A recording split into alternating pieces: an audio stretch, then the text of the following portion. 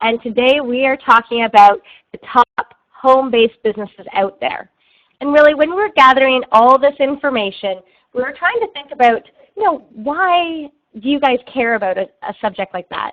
And I guess there's a few different reasons why we're all here. And maybe one is that, we want to work from home, but we can't figure out what idea to go with because there's so many business ideas out there, or sometimes we feel like there's none. So we are going to be covering today some different business ideas that work from home. Another one, maybe you're already working from home, but you want to expand or see if there's any other ideas to maybe even add more products and services to what you're already doing. And the last reason, maybe you're just starting up and looking at options, which is also awesome and great. So what are we going to cover today is a couple of different topics. Number one, why to work at home? But we do have research that is neat that really backs this up of why people work from home. Then, why a home business?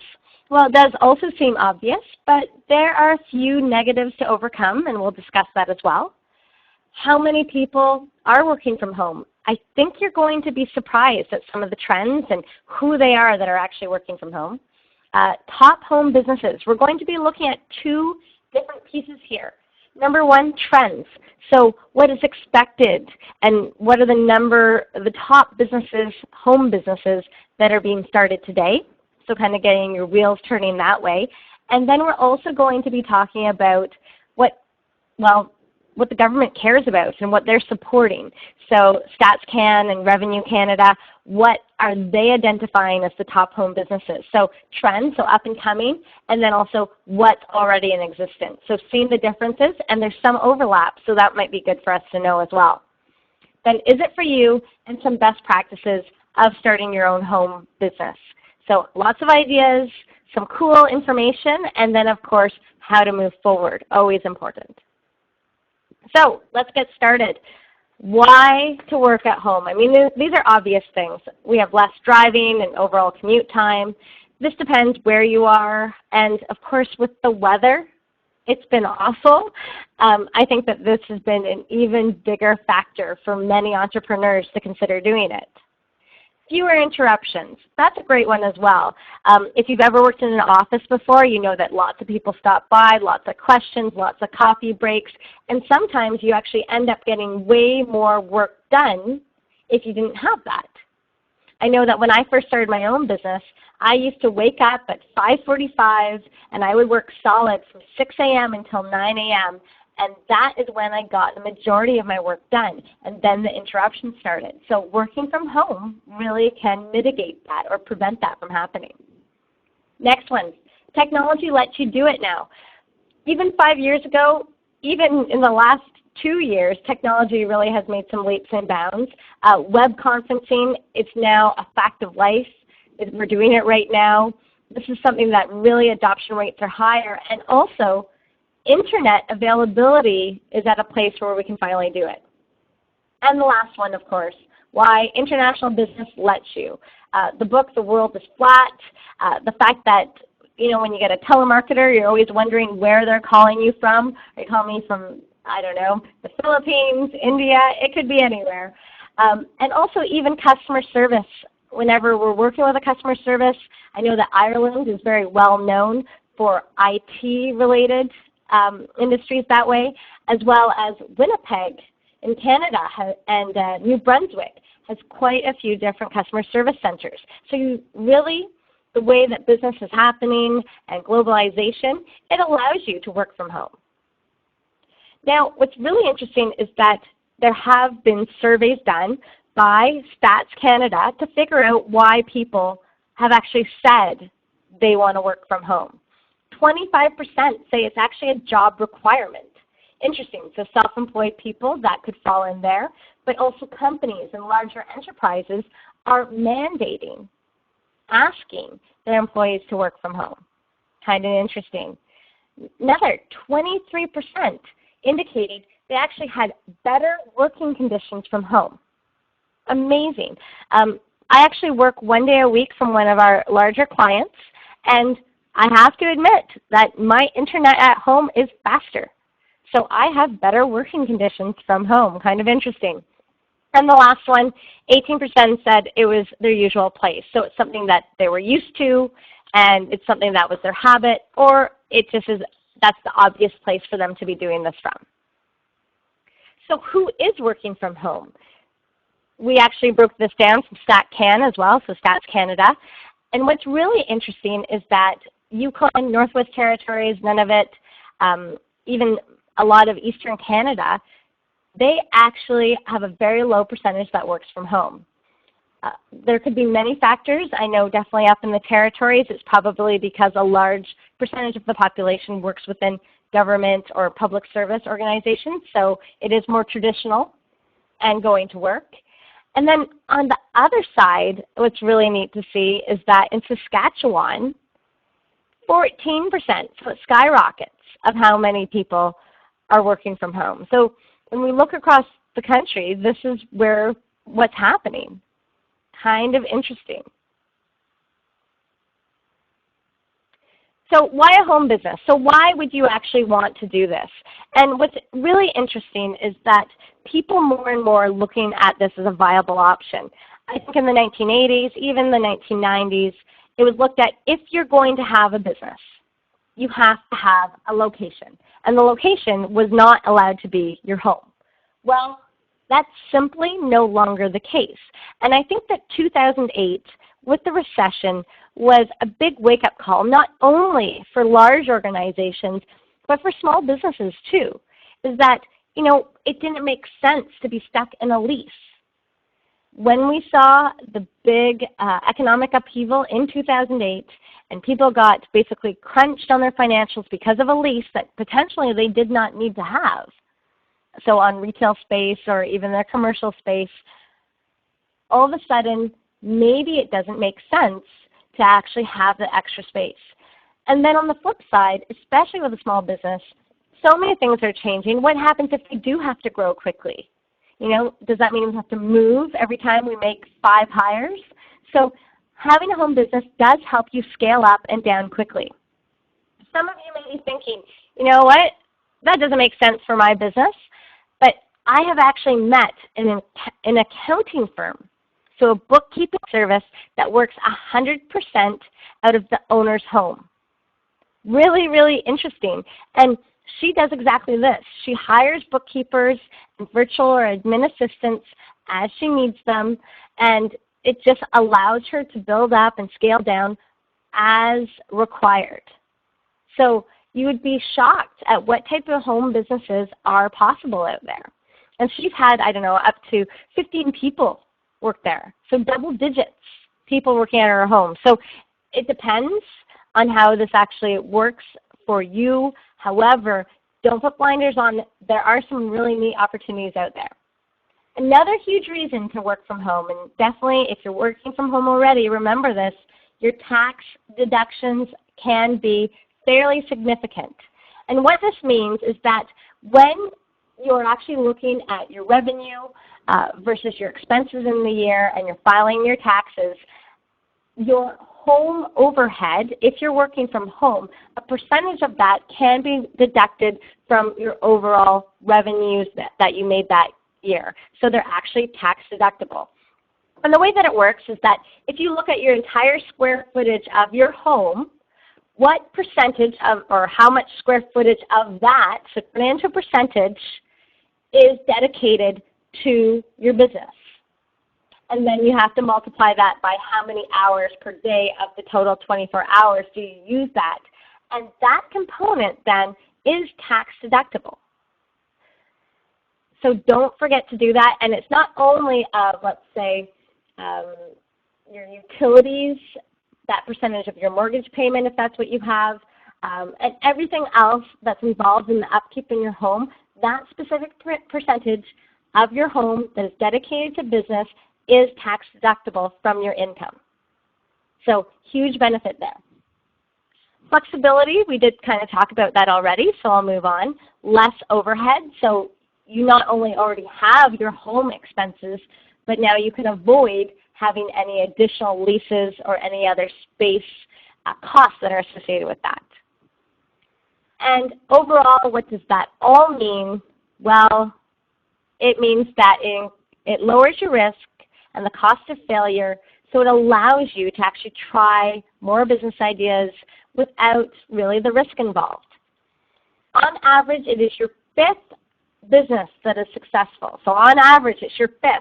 So by working from your home and mitigating your risk and the cost of failure, that's going to allow you to financially make it to that 5th business that you might skyrocket and knock it out of the park.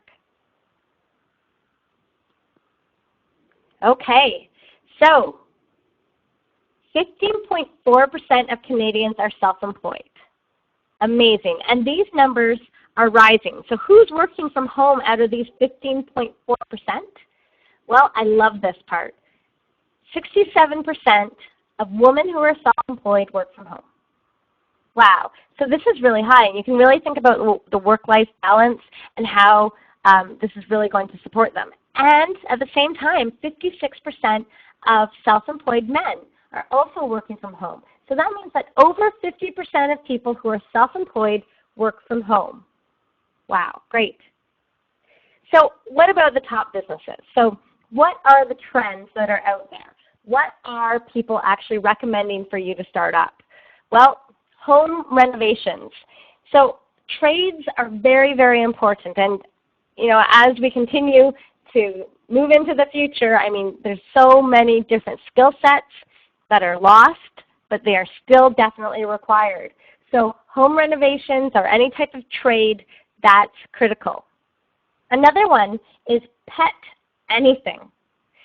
The interesting thing about pet supplies, pet stores, and things like that is that they are recession-proof. When the economy tanks, when the economy really goes through the roof and booms, either way, pet spending is about the same. Pet spending doesn't drop off. It's really quite funny. I mean, we won't buy ourselves as many clothes, but Rover or Charlie, whatever the name of our dog or cat is, we're going to keep on buying that premium dog food and all their little toys. So pet anything is a pretty neat thing, and it's a quite lucrative industry to get into. Catering. So catering and actually cleaning, the ease of getting into these types of businesses, it's not too high of overhead and things like that to get into it. I mean, you might need another stove, but it's not super difficult to actually get into these. And to be honest, people are asking for these types of services. So this is a trend. This is a growing part of the economy. Fall prevention. Basically, the number one cause of injury for the elderly is falling. And are there ways to actually help the elderly? So I personally would take this trend and what was highlighted here and expand it and say, you know what, anything healthcare or anything that is maybe looking after seniors in their own homes or elsewhere. But these could be a very good home business. Wedding consultant did pop up there. The nice news on the forefront for Canadians anyway is that the divorce rate has dropped to about 40%, but there's still lots of weddings out there, so this one definitely came up on the radar. E-commerce. I think everybody has this magical dream of, making money in their sleep. E-commerce is definitely a large home business. A few red flags here, though, is there's no such thing as making money in your sleep. It does still take a ton of work, and typically an e-commerce website makes money in about 3 years. It does take time to actually get to that high volume, great brand recognition, people continuing to come back to you. The more niche the market, so the more specific your product type, the easier and the quicker it will ramp up. But of course, that's typically going to give you a less upside, but it will ramp you up quickly. In-home beauty, so considering anything from nails, hair, makeup, huge thing to consider having at your home. Sewing and alteration, not alternation, alteration. Basically, just like with the catering and cleaning and the home renovations, it's becoming more and more a lost art. And with the recession, economy changing, and people not necessarily willing to be giving up their clothes when they have a hole in something, maybe it's something that's their favorite, they don't have the skill set or the equipment to do this, so it is something that has been highlighted. And finally, the last trend that's out there, so these are the top 10, is life and business coaching. Even 3 years ago, business coaching, life coaching was not a huge industry. It's continuing to grow at a very, very rapid pace, and adoption rates and an understanding of the need for coaches and life coaching is definitely recognized more than ever has been. So these are the top 10 trends. Moving into what Canada Revenue and Stats Can have actually highlighted, it falls into 4 buckets: contractors, professional services, food services and accommodations, and then miscellaneous. Jumping into what each of these actually mean. Well, if you're looking at a home business, consider being a residential contractor, plumbing, heating, electrical, carpentry, painting, or site preparation. So this is actually in line with the trends. So what Stats Can and Canada Revenue is looking at are actually in line with what the trends have highlighted. For professional services, bookkeeping and payroll, real estate agents, healthcare, notaries, IT support, engineering services, and lawyers. Virtual assistants could also be in here. But what's really neat about these ones, again, is healthcare or the fall prevention would then tie into what we already talked about on the trends. So we're actually seeing that the volume of businesses is following the trends in these 2 areas. The next one, food and accommodation, caterers and bed and breakfast. So the trend, where we're actually overlapping with the trend, caterers. So that's definitely in line again. And the last, miscellaneous, janitorial services, beauty salons, trucking, child daycare, and automotive. So again, what's in line here? The cleaning services and then the beauty side of things. These ones are in line with the trends that are out there. So we're seeing some overlap and maybe some other gaps that are in here. So there's a few more questions, and then we're going to get to a wrap-up and questions from you. First thing is it actually for you? So is it legal? The big thing here is catering or anything that's related to food, just being careful in terms of the requirements. Same with daycare, childcare, things like that. Where can you actually have your business? And in some industries, there are going to be specific regulations that you have to be following, and make sure that you investigate on that side. Next, is it actually for you? Can you stay disciplined? So know yourself. Is this something that you even think that you're capable of? We'll talk about best practices right next. Next, will your business image be damaged? So I know I talked about the accounting firm that had the home office, and so they mitigated that. However, if you're a lawyer, does it still actually add up? And that's a decision that you have to make. And the last one, do the numbers add up? Is there enough of a cost advantage or other benefit that helps to really push to this decision to work from home? The best practices that we can cover here, just a few. Keep regular hours. So when you say I'm working from 7 to 6 or 7 to 5 or even 6 to 4, just keep it regular so you have your own routine. Next, consider a business phone. It's always nice to have your own line, so especially if you have kids, you don't want them picking up a business call. For myself, I do work from home 4 out of 5 days a week, and actually I just ensure that I get everything directed to my cell phone. Have a specific area to work. So you probably don't want to be working in the kitchen. You probably don't want to be working in your bedroom because you'll be stressed and won't be able to fall asleep. So make sure you have a dedicated area that is professional and really helps you stay focused. Have rules with the family. So when can they talk to you? When you're in meetings, do they know that? How do you just keep order on that side? Don't forget personal time and breaks, especially when you're at home and you work from home. The challenge is actually remembering that you should stop, because sometimes if you're watching TV, you may feel guilty about doing things like that. And just know that you are going to be more productive in the long run if you remember your personal time and breaks. And the final piece here is don't forget FaceTime. For myself, I have set up that I do work 1 day a week at a client's location. And other things that you could consider are co-sharing or making sure that you continue to attend networking events or really actively seek out meeting customers or suppliers face-to-face. So lots of different ideas out there. So we really have walked through a ton of different ideas, trends that are out there, what are the top home-based businesses that are setting up, and that would have been everything tied to Canada Revenue and Stats Can. So at this point, I am going to open this up to any questions that you might have had. And please remember,